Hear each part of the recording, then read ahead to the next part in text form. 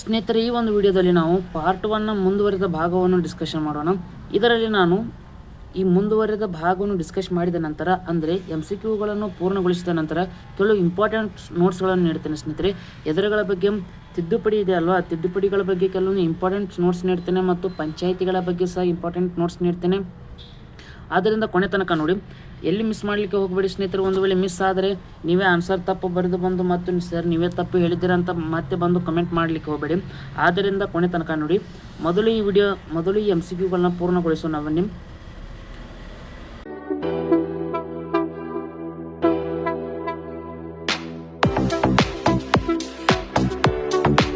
Previous ಕ್ಲಾಸ್ನಲ್ಲಿ 21ನೇ question ಮಟ್ಟ ಹೇಳಿದೆ. ಈಗ 72ನೇ ಕ್ವಶನ್ ನೋಡೋಣ. 22ನೇ ಕ್ವಶನ್ ಏನಂತ ಹೇಳ್ತದೆ ನೋಡಿ. ಸಂವಿಧಾನದ ಯಾವ ವಿಧಿಯು ಪಂಚಾಯಿತಿ ಸ್ಥಾನಗಳಲ್ಲಿ ಮೀಸಲಾತಿಯನ್ನು ಒದಗಿಸುತ್ತದೆ ಇದೆ. ಸಂವಿಧಾನದ ಯಾವ ವಿಧಿಯು ಅಂದರೆ 243D ಇದೆ ಸ್ನೇಹಿತರೆ. ಇನ್ನು 243A B C D ಯಾವುದು ಇದೆ ಎಂಬುದನ್ನು ಡೀಟೇಲ್ ಆಗಿ ಹೇಳ್ತೇನೆ ನೋಡಿ. 243A ಅಂದರೆ ಶಾರ್ಟ್ ಸಣ್ಣದಾಗಿ ಬರ್ತಿರ್ತಾನೆ. 243A ಏನು ಹೇಳ್ತದೆ ಅಂದರೆ ಸಂವಿಧಾನದ ಈ ಪಂಚಾಯಿತಿಯ ಗ್ರಾಮ ಸಭೆ ಅಂದರೆ ಗ್ರಾಮದಲ್ಲಿರುವ 18 ವರ್ಷ ತುಂಬಿದ ಎಲ್ಲ ಪುರುಷರು ಮಹಿಳೆಯರು ಒಂದು ಕಡೆ ಕಟ್ಟೆಯಲ್ಲಿ ಸೇರಿ ಒಂದು ಸಭೆ ನಡೆಸ್ತಾರಲ್ವ, ಗ್ರಾಮ ಸಭೆ. ಅದರ ಬಗ್ಗೆ 243A ಹೇಳ್ತದೆ. ಇನ್ನು 243B ಅದರ ಬಗ್ಗೆ ಹೇಳ್ತದೆ ಅಂದರೆ 3 ಹಂತದ ಪಂಚಾಯಿತಿ ವ್ಯವಸ್ಥೆ ಅಂದರೆ ಗ್ರಾಮ ಪಂಚಾಯಿತಿ, ತಾಲೂಕು ಪಂಚಾಯಿತಿ, ಜಿಲ್ಲಾ ಪಂಚಾಯಿತಿ, ಈ 3 ಹಂತದ ಪಂಚಾಯಿತಿಗಳ ಬಗ್ಗೆ ಬಿ ಹೇಳ್ತದೆ. ಇನ್ನು 243C ಅಂದರೆ ಪಂಚಾಯಿತಿಗಳ ಇವು ಅಧ್ಯಕ್ಷರು ಮತ್ತು ಸದಸ್ಯರ ಚುನಾವಣೆ ಬಗ್ಗೆ ಹೇಳ್ತದೆ ಸ್ನೇಹಿತರೆ. 243C ಅಧ್ಯಕ್ಷರು ಚುನಾವಣೆಗಳ ಬಗ್ಗೆ, ಸದಸ್ಯರ ಚುನಾವಣೆ ಬಗ್ಗೆ ಹೇಳ್ತದೆ. ಇನ್ನು ಡಿ ಇಲ್ಲಿ ಕೊಟ್ಟಿರುವ ಹಾಗೆ ಡಿ ಏನು ಹೇಳ್ತದೆ ಅಂದರೆ ಮೀಸಲಾತಿ. ಪಂಚಾಯಿತಿಗಳಲ್ಲಿ ಪರಿಶಿಷ್ಟ ಜಾತಿಗಳಿಗೆ, ಪರಿಶಿಷ್ಟ ಪಂಗಡಗಳಿಗೆ, ಹಿಂದುಳಿದ ವರ್ಗಗಳಿಗೆ ಮೀಸಲಾತಿಯ ಬಗ್ಗೆ ತಿಳಿಸುತ್ತದೆ ಮತ್ತು ಮಹಿಳೆಯರಿಗೆ ಸಹ ತಿಳಿಸುತ್ತದೆ. ಇನ್ನು 243E ಏನು ತಿಳಿಸ್ತದೆ ಅಂದರೆ ಈಗ ಚುನಾವಣೆ ನಡೆದ ನಂತರ 5 ವರ್ಷ ಅಧಿಕಾರಾವಧಿ ಇರ್ತದೆ ಅಲ್ವಾ, ಅದೇ 5 ವರ್ಷದ ಅಧಿಕಾರಾವಧಿ ಬಗ್ಗೆ 243E ತಿಳಿಸ್ತದೆ. ಈಗೆಲ್ಲ ಆಯಿತು. ಇನ್ನು ಕೆಳಗಿನ ಯಾವುದು 3 ಹಂತದ ಪಂಚಾಯಿತಿ ರಾಜ್ಯ ವ್ಯವಸ್ಥೆಯ ಭಾಗವಾಗಿಲ್ಲ ಅಂದರೆ ಪಂಚಾಯಿತಿ ಸಮಿತಿ. ಇದು ಪಂಚಾಯಿತಿ ಸಮಿತಿದು ಭಾಗವಲ್ಲ. ಈಗ ಗ್ರಾಮ ಪಂಚಾಯಿತಿ ಒಳಗೇನೆ ಒಂದು 10 ಮಂದಿ ಗ್ರಾಮ ಪಂಚಾಯಿತಿಲಿ ಇದ್ದಾರೆಂದರೆ ಅದರಲ್ಲಿ ಒಂದು 2, 3 ಅಥವಾ 4 ಮಂದಿ ಸೇರಿ ಒಂದು ಗುಂಪು ಕಟ್ಟಿಕೊಂಡು ಒಂದು ವಿಷಯದ ಬಗ್ಗೆ ಡಿಸ್ಕಷನ್ ಮಾಡ್ತಾರೆ. ಅದಕ್ಕೇನೆ ಪಂಚಾಯಿತಿ ಸಮಿತಿ ಅಂತಾರೆ. ಆದರೆ ಅದು ಪಂಚಾಯಿತಿ ಹಂತದ ಪಂಚಾಯತ್ ರಾಜ್ ವ್ಯವಸ್ಥೆಯ ಭಾಗ ಆಗಿರುವುದಿಲ್ಲ, ತಿಳಿದುಕೊಳ್ಳಿ. ಇನ್ನು ಭಾರತದಲ್ಲಿ ಸ್ಥಳೀಯ ಸ್ವಯಂ ಸರ್ಕಾರಗಳ ಪಿತಾಮಹ ಎಂದು ಇಲ್ಲಿ ಲಾರ್ಡ್ ರಿಪ್ಪನ್ ಅಂತ ಬರ್ತಾರಲ್ವಾ, ಅವರಿಗೆ ಸ್ಥಳೀಯ ಸರ್ಕಾರ ಪಿತಾಮಹ ಎಂದು ಕರೆಯುತ್ತಾರೆ. ಅದು ಯಾಕೆ ಅಂತ ನಿಮಗೆ ಅಷ್ಟಾಗಿ ಕ್ವಶನ್ ಬರುವ ಕೇಳುವುದಿಲ್ಲ ಸ್ನೇಹಿತರೆ. ಇನ್ನು ಸ್ಥಳೀಯ ಸರ್ಕಾರವು ರಾಜ್ಯಪಟ್ಟಿಯಲ್ಲಿ ಬರುತ್ತದೆ ಸ್ನೇಹಿತರೆ. ಈಗ 25ನೇ ಆನ್ಸರ್ ರಾಜ್ಯಪಟ್ಟಿ ಅಂತ. ಇನ್ನು ಪಂಚಾಯಿತಿಗಳಿಗೆ ಸಂವಿಧಾನಾತ್ಮಕ ಸ್ಥಾನಮಾನ ನೀಡಿದ್ದು 73ನೇ ತಿದ್ದುಪಡಿ. ನಿಮಗೆ ಗೊತ್ತಿರುತ್ತದೆ. ನಿಮಗೆ ಇನ್ನೊಂದು ಗೊತ್ತಿರಲಿ, 73ನೇ ತಿದ್ದುಪಡಿಯ ಮೂಲಕ ಸಂವಿಧಾನಕ್ಕೆ 11ನೇ ಅನುಸೂಚಿಯನ್ನು ಸೇರಿಸಿದರು. ಎಷ್ಟನೇದು? 11ನೇ.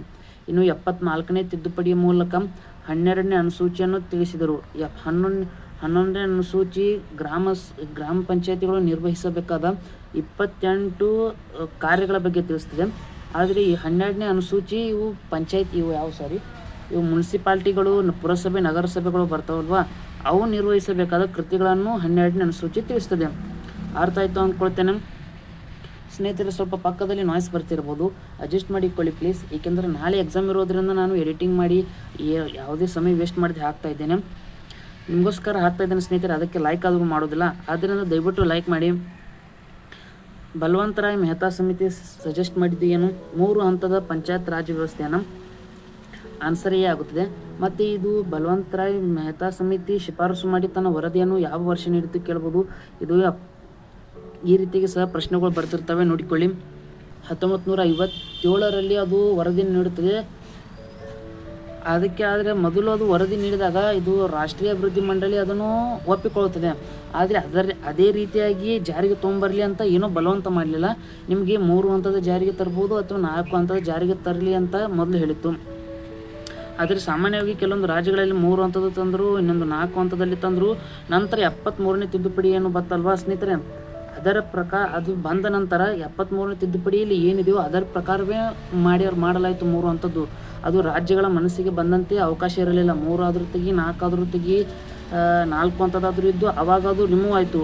73ನೇ ತಿದ್ದುಪಡಿಯಲ್ಲಿ ಏನಿತ್ತು ಅದ್ರ ಪ್ರಕಾರನೇ ಜಾರಿಗೆ ಬಂತು. ನಂತರ ಇನ್ನು ಮುಖ್ಯಮಂತ್ರಿಯನ್ನು ನೇಮಿಸುವವರು, ಅದು ನಿಮಗೆ ಗೊತ್ತೇ ಇರುತ್ತದೆ.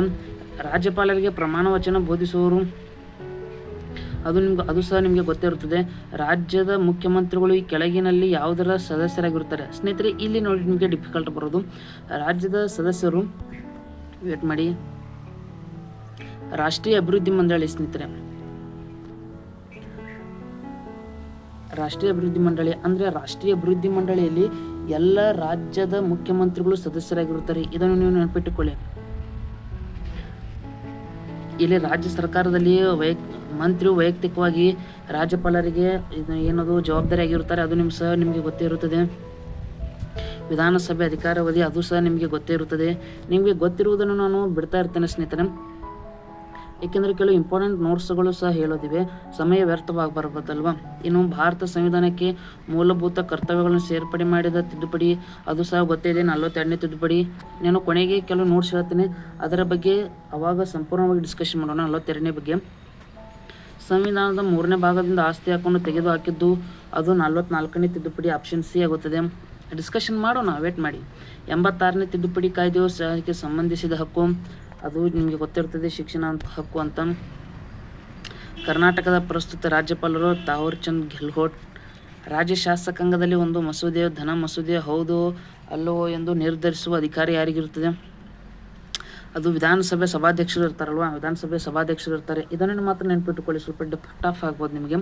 ನೀವು ಮುಖ್ಯಮಂತ್ರಿ ಅಂತ ಅಂದುಕೊಳ್ತೀರಿ, ಯಾಕಂದ್ರೆ ಅವನೇ ಮುಖ್ಯವಾಗಿರ್ತಾನೆ, ಅವರೇ ಅಧಿಕಾರದಲ್ಲಿರುವವರು ಅವರೇ ಅಂತ ನೀವು ಅಂದ್ಕೊಳ್ತೀರಿ. ಆದರೆ ಅವರೆಲ್ಲ ವಿಧಾನಸಭೆ ಸಭಾಧ್ಯಕ್ಷರು ಅಂತ ಅವರು ಡಿಸ್ಕಷನ್ ಮಾಡ್ತಾರೆ. 38ನೇ ಕ್ವಶನ್ ಆನ್ಸರನ್ನು ನೀವು ಕಮೆಂಟ್ ಮಾಡಿ ಸ್ನೇಹಿತರೆ, ನಿಮಗೆ ಗೊತ್ತಿದೆ ಅಲ್ವಾ ಅಂತ ನಾನು ತಿಳ್ಕೊತೀನಿ. ಇದನ್ನು ಕಮೆಂಟ್ ಮಾಡಿ. 39ನೇ ಕ್ವಶನ್, ನಾನು ಪಾರ್ಟ್ 1 ಹೇಳಿದ ಹಾಗೆ 39ನೇ ಕ್ವಶನ್ ಆನ್ಸರ್ ವಿಧಾನಸಭೆಯ ಸದಸ್ಯರುಗಳು, ಅದು ಗೊತ್ತಿರ್ತದೆ. 25ನೇ ಆಪ್ಷನ್ ಸಿ, ಅದು ಗೊತ್ತಿರ್ತದೆ. ತಪ್ಪಾದ ಹೇಳಿಕೆಯನ್ನು ಗುರುತಿಸಿ. ಅಂದರೆ ವಿಧಾನಸಭೆ ಸದಸ್ಯರು ಪ್ರತ್ಯಕ್ಷ ಚುನಾವಣೆಯ ಮೂಲಕ ಜನರಿಂದ ಆಯ್ಕೆಯಾಗುತ್ತಾರೆ, ಇದು ಸರಿ. ವಿಧಾನಸಭೆಯು ರಾಜ್ಯ ಶಾಸಕಾಂಗದ ಕೆಳಮನೆಯಾಗಿದೆ, ಇದು ಸಹ ಸರಿ. ರಾಜ್ಯ ಮಂತ್ರಿಮಂಡಲವು ಸಾಮೂಹಿಕವಾಗಿ ವಿಧಾನಸಭೆಗೆ ಜವಾಬ್ದಾರಿಯಾಗಿರುತ್ತದೆ, ಇದು ಸಹ ಸರಿ. ವಿಧಾನಸಭೆಯು ವಿಸರ್ಜನೆಗೆ ಒಳಗಾಗುವುದಿಲ್ಲ, ಇದು ಮಾತ್ರ ತಪ್ಪು ಸ್ನೇಹಿತರೆ. ಅಂದರೆ 5 ವರ್ಷಗಳಿಗೊಮ್ಮೆ ವಿಧಾನಸಭೆ ವಿಸರ್ಜನೆ ಆಗುತ್ತದೆ, ಮತ್ತೆ ಹೊಸ ವಿಧಾನಸಭೆ ಸದಸ್ಯರು ಆಯ್ಕೆ ಆಗುತ್ತಾರೆ.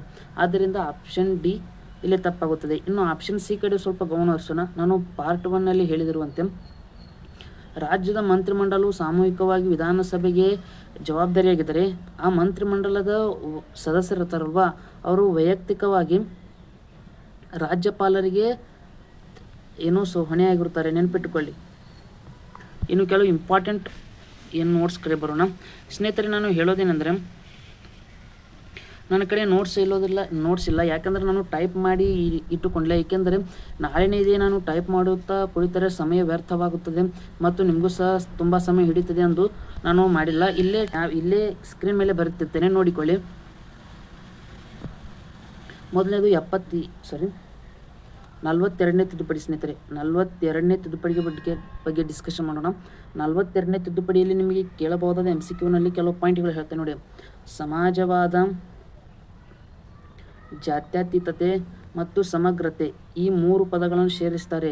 ನಾನು ತುಂಬ ಬರೆಯೋದಕ್ಕೆ ಹೋಗೋದಿಲ್ಲ, ಶಾರ್ಟಾಗಿ ಹೇಳ್ತಿರ್ತೇನೆ ನೋಡಿ. ಸಮಾಜವಾದ, ಜಾತ್ಯತೀತತೆ ಮತ್ತು ಸಮಗ್ರತೆ, ಈ 3 ಪದಗಳನ್ನು 42ನೇ ತಿದ್ದುಪಡಿ ಮೂಲಕ ಸೇರಿಸ್ತಾರೆ.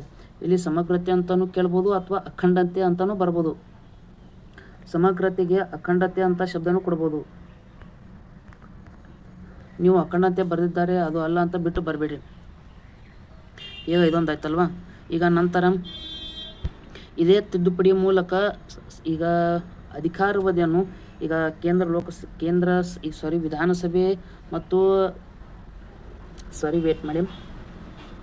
ಲೋಕಸಭೆ, ರಾಜ್ಯಸಭೆಗಳು ಇರ್ತಾವಲ್ವಾ, ಅವರ ಅಧಿಕಾರಾವಧಿಯನ್ನು 5 ವರ್ಷಗಳಿಂದ 6 ವರ್ಷಕ್ಕೆ ತರ್ತಾರೆ ಇಂದಿರಾ ಗಾಂಧಿ ಅವರು. ಇದು ಸಹ ಇನ್ನೊಂದು ಇಂಪಾರ್ಟೆಂಟ್ ಗೊತ್ತಿರಲಿ. ಇದೊಂದು ಪಾಯಿಂಟ್ ಆಯಿತು. ಇನ್ನು ಇದು ಯಾರ ಕಾಲಾವಧಿಯಲ್ಲಿ ಆಯಿತು ಅಂತಲೂ ಕೇಳ್ಬೋದು. ಇಂದಿರಾ ಗಾಂಧಿ ಅವರ ಕಾಲಾವಧಿಯಲ್ಲಿ ತಿಳಿದುಕೊಳ್ಳಿ. ಇದಾಯಿತು. ಇನ್ನು ನಂತರ ಇದರ ಕಾಲ ಯಾವುದು ಅಂತಲೂ ಕೇಳ್ಬೋದು. 1976 ಸ್ನೇಹಿತರೆ. ಇದು ಬಂದ ವರ್ಷ ಯಾವುದು ಕೇಳ್ಬೋದು, 1976ನೇ ವರ್ಷ.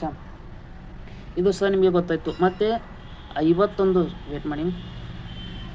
ಇನ್ನು ನಂತರ ಇದರಲ್ಲಿ 42ನೇ ತಿದ್ದುಪಡಿ ಏನು ಮತ್ತೇನು ಸೇರಿಸ್ತಾರೆ ಅಂದರೆ ಮೂಲಭೂತ ಕರ್ತವ್ಯಗಳನ್ನು ಸೇರಿಸ್ತಾರೆ. 10 ಮೂಲಭೂತ ಕರ್ತವ್ಯಗಳನ್ನು 51A ವಿಧಿಯಡಿಯಲ್ಲಿ 10 ಮೂಲಭೂತ ಕರ್ತವ್ಯಗಳನ್ನು ಸೇರಿಸುತ್ತಾರೆ. ಇದೆಲ್ಲವನ್ನು ಅರ್ಥ ಆಯಿತು ಅನ್ಕೋತೇನೆ ಸ್ನೇಹಿತರೆ 42ನೇ ತಿದ್ದುಪಡಿ ಮೂಲಕ. ಇನ್ನು 44ನೇ ತಿದ್ದುಪಡಿ ಬಗ್ಗೆ ಮಾತನಾಡೋಣ. 44ನೇ ತಿದ್ದುಪಡಿಯು 1978ರಲ್ಲಿ ಬಂದಿತ್ತು ಸ್ನೇಹಿತರೆ. ವರ್ಷ ಸಹ ಕೇಳ್ಬೋದು, ಇದನ್ನು ನೆನಪಿಟ್ಟುಕೊಳ್ಳಿ. ನಂತರ ಇದನ್ನು ಜಾರಿಗೆ ತಂದವರು ಮೊರಾರ್ಜಿ ದೇಸಾಯಿ ಅಂದರೆ 1976ರಲ್ಲಿ 42ನೇ ತಿದ್ದುಪಡಿ ಏನೇನು ತರ್ತಾರಲ್ವ ಅದಕ್ಕೆ ಸ್ವಲ್ಪ ಚೇಂಜಸ್ ಮಾಡಿ 44ನೇ ತಿದ್ದುಪಡಿ ತರ್ತಾರೆ. ಏನೇನು ಚೇಂಜಸ್ ಮಾಡಿರ್ತಾರೆ ಅಂದರೆ 42ನೇ ತಿದ್ದುಪಡಿಯಲ್ಲಿ 5ರಿಂದ 6 ವರ್ಷ ಮಾಡಿರ್ತಾರಲ್ವ, ಇಲ್ಲಿ 6ರಿಂದ ಮತ್ತೆ 5 ವರ್ಷಕ್ಕೆ ಇಳಿಸ್ತಾರೆ. ಇದು ಕ್ಲಿಯರ್ ಆಯಿತು ಅನ್ಕೋತೀನಿ. ಇನ್ನೊಂದು, ಈಗ ಮೊದಲ ಸಂವಿಧಾನದಲ್ಲಿ 352ನೇ ವಿಧಿಯ ಪ್ರಕಾರ ರಾಷ್ಟ್ರೀಯ ತುರ್ತು ಪರಿಸ್ಥಿತಿಯನ್ನು ತರಬೇಕಾದ್ರೆ ಅಲ್ಲಿ ಒಂದು ಶಬ್ದ ಇರ್ತಿತ್ತು. ಏನೊಂದು ಆಂತರಿಕ ದಂಗೆ, ಏನಂತ ಆಂತರಿಕ ದಂಗೆ ಅಂತ ಒಂದು ಶಬ್ದ ಇತ್ತು. ಅದನ್ನು ಇವರು ರಿಮೂವ್ ಮಾಡ್ತಾರೆ. ಯಾಕಂದರೆ ಇಂದಿರಾ ಗಾಂಧಿ ಅವರು ಒಂದು ತುರ್ತು ಪರಿಸ್ಥಿತಿ ತರ್ತಾರಲ್ವ, ಆಂತರಿಕ ದಂಗೆ ಸುಮ್ಮನೆ ಒಂದು ನೆಪ ಮಾಡಿ ತರ್ತಾರೆ ಅಂತ ಅಂದ್ಕೊಳ್ಳಿ. ಆಂತರಿಕ ಅದಕ್ಕೆ ಕಾರಣ ಇದು ಶಬ್ದ ಅಂತ ಅವರು ತಿಳಿದು ಈ ಆಂತರಿಕ ದಂಗೆ ಎಂಬ ಶಬ್ದವನ್ನು ತೆಗೆದು ಆ ಜಾಗದಲ್ಲಿ ಸಶಸ್ತ್ರ ಬಂಡಾಯಕ್ಕೊಳಿಸ್ತಾರೆ.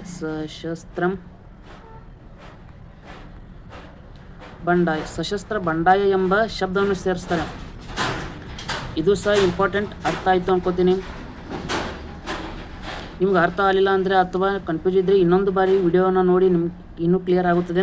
ಇನ್ನೊಂದು ಈ ತಿದ್ದುಪಡಿಯಲ್ಲಿ ಇನ್ನೊಂದು ಏನಂದರೆ ಆಸ್ತಿಯ ಹಕ್ಕು ಇರ್ತದೆ ಅಲ್ವಾ, ಆಸ್ತಿಯ ಹಕ್ಕನ್ನು ರಿಮೂವ್ ಮಾಡಿಬಿಡ್ತಾರೆ. ಆವಾಗ ಅದು ಮೂಲಭೂತ ಹಕ್ಕಾಗಿರುತ್ತದೆ. ಈಗ ಅದು ಕೇವಲ ಒಂದು ಸಂವಿಧಾನಾತ್ಮಕ ಅಥವಾ ಕಾನೂನಾತ್ಮಕ ಹಕ್ಕಾಗುತ್ತದೆ ಸ್ನೇಹಿತರೆ. ಅರ್ಥ ಆಯಿತು ಅನ್ಕೋತೀನಿ. ನಾನು ಸ್ವಲ್ಪ ಸ್ಪೀಡಾಗಿ ಹೇಳ್ತಿರ್ಬೋದು, ಪಕ್ಕದಲ್ಲಿರುವ ನಾಯಿ ಸಹ ಬರ್ತಿರ್ಬೋದು. ದಯವಿಟ್ಟು ಅಡ್ಜಸ್ಟ್ ಮಾಡಿಕೊಳ್ಳಿ. ನಾಳಿನ ಎಕ್ಸಾಮ್ ಇದೆ ಅಂತ ನಾನು ಗಡಬಡಿನಲ್ಲಿ ಅವಸರವಾಗಿ ಸ್ಪೀಡಾಗಿ ಮಾಡ್ತಿರ್ತೇನೆ. ಯಾವುದೇ ರೀತಿ ಎಡಿಟಿಂಗ್ ಮಾಡಿಲ್ಲ. ಇನ್ನು ಮತ್ತೆ ನಿಮಗೆ ಏನು ಹೇಳೋದಂದರೆ 186ನೇ ತಿದ್ದುಪಡಿ ಸ್ನೇಹಿತರೆ. ಅಂದರೆ 86ನೇ ತಿದ್ದುಪಡಿಯಲ್ಲಿ ನಿಮಗೆ ಗೊತ್ತೇ ಇರ್ತದೆ. ಶಾರ್ಟಾಗಿ ಹೇಳೋದಂದರೆ 4ರಿಂದ 14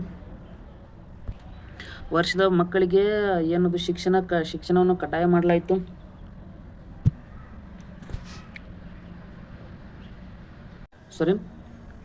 ಅದು ಕನ್ಫ್ಯೂಸ್ ಆಯಿತು. 6ರಿಂದ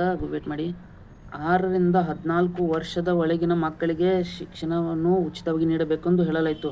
ನಾನು ಅವಸರದಲ್ಲಿ ತಪ್ಪಾಗಿ ಹೇಳಿದ್ದೆ, ಅಡ್ಜಸ್ಟ್ ಮಾಡಿಕೊಳ್ಳಿ. ಇನ್ನು ನಂತರ ಇದು 86ನೇ ತಿದ್ದುಪಡಿ ಮೊದಲು ಮೂಲಭೂತ ಕರ್ತವ್ಯಗಳಲ್ಲಿತ್ತು. ಅಂದರೆ ರಾಜ್ಯ ನಿರ್ದೇಶಕ ತತ್ವಗಳಲ್ಲಿತ್ತು. ಅಂದರೆ ಗಾಂಧಿವಾದ ತತ್ವಗಳು ಬರ್ತಾವಲ್ವ ರಾಜ್ಯ ನಿರ್ದೇಶಕ ತತ್ವದಲ್ಲಿ, ಅಲ್ಲಿ ಮೊದಲು ಇದು ಮೆನ್ಷನ್ ಆಗಿತ್ತು. ಆದರೆ ಅದನ್ನು ಕಾನೂನು ಮಾಡಿ ಕಂಪಲ್ಸರಿಯಾಗಿ ಜಾರಿಗೆ ತರ್ತಾರೆ. ಇದರ ಮೂಲಕ ಮತ್ತೇನು ಸೇರಿಸ್ತಾರೆ ಅಂದರೆ ಮೊದಲು 42ನೇ ತಿದ್ದುಪಡಿ ಮೂಲಕ 10 ಮೂಲಭೂತ ಕರ್ತವ್ಯಗಳನ್ನು ಸೇರಿಸಿದ್ದಾರಲ್ವ, ಅದಕ್ಕೆ ಈಗ 6ರಿಂದ 14 ವರ್ಷದ ಮಕ್ಕಳನ್ನು ಶಾಲೆಗೆ ಕಳಿಸುವುದು ಪಾಲಕರ ಕರ್ತವ್ಯವೊಂದು 11ನೇ ಕರ್ತವ್ಯವನ್ನು ಸಹ ಸೇರಿಸ್ತಾರೆ. ಇದು ಸಹ ಇಂಪಾರ್ಟೆಂಟ್ ಆಗುತ್ತದೆ. ಇದು 86ನೇ ತಿದ್ದುಪಡಿಯ ಕಂಪಲ್ಸರಿ ಆಯಿತು ಸ್ನೇಹಿತರೆ. ಇನ್ನು 101ನೇ ತಿದ್ದುಪಡಿ ಬಗ್ಗೆ ಮಾತನಾಡೋದು ಬೇಗ, ಯಾಕಂದರೆ 101ನೇ ತಿದ್ದುಪಡಿ ಇಂಪಾರ್ಟೆಂಟ್ ಆಗಿಲ್ಲ ತುಂಬ. ಅಂದರೆ GST ಅದು ಜಾರಿಗೆ ಬಂದ ವರ್ಷ ಆಯ್ತು ಕೇಳಬಹುದು. ಅಂದರೆ 1917 ಜುಲೈಯಲ್ಲಿ ಅಥವಾ ಜೂನಲ್ಲಿ ಬರ್ತದಲ್ವ, ಅದಾಗಿರ್ಬೋದು. ಇನ್ನು ಮತ್ತೆ ಅದು ಅದರ full form GST full form ಈ ರೀತಿಯಾಗಿ ಸಣ್ಣ ಪುಟ್ಟ ಕ್ವಶನ್ಗಳನ್ನು ಕೇಳ್ತಿರ್ತಾರೆ. ಅದು ಎದಕ್ಕೆ ಸಂಬಂಧಿಸಿದೆ ಅಂತ ಈ ಸಣ್ಣ ಪುಟ್ಟ ಕ್ವಶನ್ಗಳನ್ನು ಕೇಳ್ತಿರ್ತಾರೆ. ಅದನ್ನು ಸ್ವಲ್ಪ ನೀವು ಓದಿಕೊಳ್ಳಿ. ಇನ್ನು ಪಂಚಾಯತಿಗಳ ಬಗ್ಗೆ ಹೇಳೋದಾದರೆ ಸ್ನೇಹಿತರೆ, ಅಲ್ಲೇ ನಾನು MCQನಲ್ಲಿ ಎಕ್ಸ್ಪ್ಲೇಷನ್ ಮಾಡುವಾಗ ಎಲ್ಲ ಮಾಡಿದ್ದೇನೆ. ಅಲ್ಲೂ ಬಲವಂತರಾಯ್ ಮೆಹ್ತಾ ಸಮಿತಿ ಬರ್ತದೆ, ಮತ್ತು ನಂತರ ಅಶೋಕ್ ಮೆಹ್ತಾ. ಬಲವಂತರಾಯ್ ಮೆಹ್ತಾ ಬರ್ತದೆ, ನಂತರ ಅಶೋಕ್ ಮೆಹ್ತಾ ಸಮಿತಿ ಬರ್ತದೆ. ಅಂದರೆ ಅಶೋಕ್ ಮೆಹ್ತಾ ನಿಮಗೆ ಸಿಲೆಬಸ್ನಲ್ಲಿ ಇದ್ದರೆ ಓದಿಕೊಳ್ಳಿ, ಅದು ನಿಮಗೆ ಹೆಚ್ಚಾಗಿ ಸಿಲೆಬಸ್ನಲ್ಲಿ ಇಲ್ಲ. ಬಲವಂತರಾಯ್ ಮೆಹ್ತಾ ಸಮಿತಿ ಮಾತ್ರ ಇದೆ. ಅದು 3 ಹಂತದ ಏನದು ಪಂಚಾಯತಿ ವ್ಯವಸ್ಥೆಯನ್ನು ಸಜೆಸ್ಟ್ ಮಾಡ್ತದೆ. ಇದಾಗಿರ್ಬೋದು. ಇಷ್ಟು ಓದಿಕೊಳ್ಳಿ ಸ್ನೇಹಿತರೆ, 4. ಇದರಲ್ಲಿ ನಿಮಗೆ 99% ಎಲ್ಲವೂ ಕವರ್ ಆಗಿಬಿಡ್ತದೆ. ನಿಮಗೆ ವಿಡಿಯೋ ಅರ್ಥವಾಗದಿದ್ದರೆ ಇನ್ನೊಂದು ಬಾರಿ ರಿವಿಷನ್ ಮಾಡಿ ಇನ್ನೊಂದು ಬಾರಿ ಪ್ರಶ್ನೆ ಅಂತ ನೋಡಿ, ಆಗ ಸಂಪೂರ್ಣವಾಗಿ ಅರ್ಥ ಆಗುತ್ತದೆ. ಪಾರ್ಟ್ 1 ಮತ್ತು ಪಾರ್ಟ್ 2 ಎರಡನ್ನೂ ನೋಡಿ ಸ್ನೇಹಿತರೆ. ನಾನು ಸಮಯ ಅಭಾವದ ಇರುವುದರಿಂದ ಸ್ವಲ್ಪ ಸ್ಪೀಡಾಗಿ ಅವಸರದಲ್ಲಿ ಹೇಳಿದ್ದೇನೆ, ಅಡ್ಜಸ್ಟ್ ಮಾಡಿಕೊಳ್ಳಿ. ಧನ್ಯವಾದಗಳು.